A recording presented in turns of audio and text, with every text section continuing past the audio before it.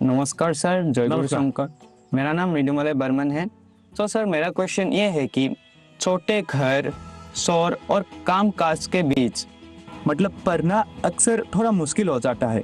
और अगर माता पिता हमारे सपनों को उतना सपोर्ट नहीं करते, उतना गंभीरता से नहीं लेते, तो अब हम क्या कर सकते? देखिए मैं बताता हूँ, मैंने एक वीडियो देखा था सोशल मीडिया पे जो मेरे मन को छू गया था। एक पिताजी बैलगाड़ी में अपना जो रोजी रोटी कमाने के लिए कुछ सामान लेकर के जा रहे थे और उनका बच्चा उस बैलगाड़ी में सामान भरा पड़ा था, ऊपर कहीं सामान के ऊपर बैठा हुआ था, लेकिन क्या कर रहा था? वो अपनी किताब पढ़ रहा, यानी वो कंफर्ट की चिंता नहीं कर रहा।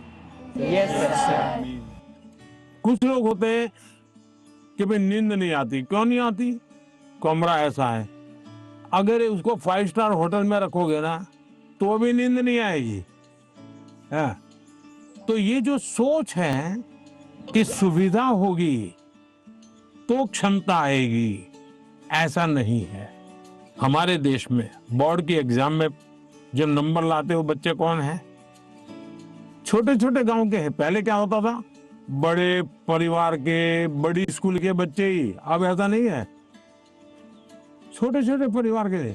अब वहां तो कोई कंफर्ट नहीं है। देखिए अभी मैं ब्लाइंड क्रिकेट टीम से बच्चियों को मिला और वो जीत करके आई थी। जब मैंने उनको सुना तो अपने आंख में आंसू आ गए। ऐसी बातें थी, घर नहीं है और ब्लाइंड है, खेलना सीख रहा, दिव्यांग होने के बावजूद भी वो यहाँ तक पहुंची।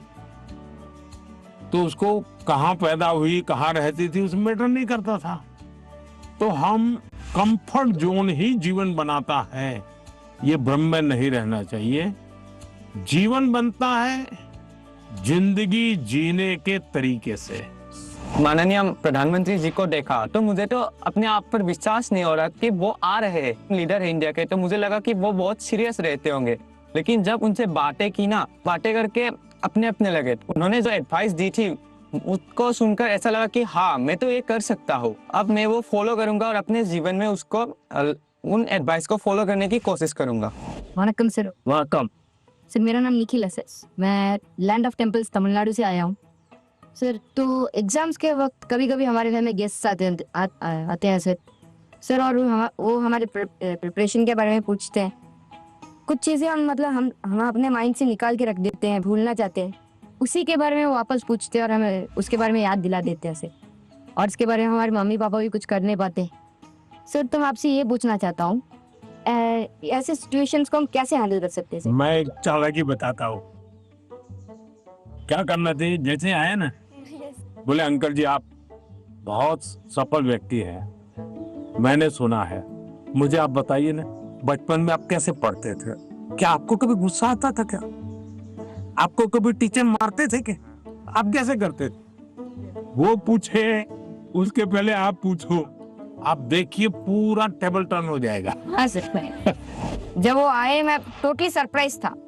जिन्हें अभी तक टीवी में देखा है उन्हें रियल लाइफ में सीधा देखने को मिल रहा है।